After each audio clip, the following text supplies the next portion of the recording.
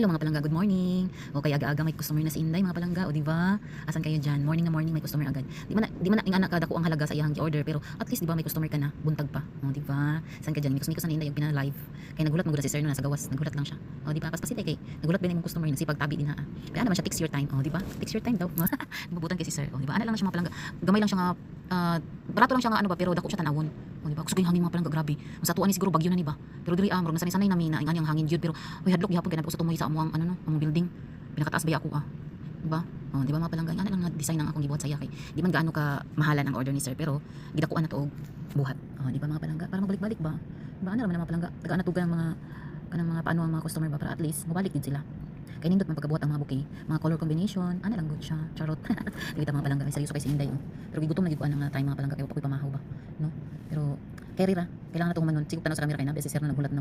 Oh, di ba? Ana lang siya mga palangga. Oh, isayuso na to nang kuan kay para nindot siya tanawon, oh, di ba? So akong gi-cover sila na sa iya kay kuan kanang beige color. Tapos ribunan na to na siya og beige pod. Di ba? Tapos pasiday ay pag hinihinay daw kinagulat ba yung customer. Nagulat mo si sir dira no. Ayan. Ayos pa, nagtanga lagi ka tay. Nagdugay-dugay lagi ka. Ayos pag maayon. Text time man daw sabi ni sir, o di text time. So ribo na lang man. Oh, ayan ang mga palangga man na. Wala nang iato dito sa akong customer.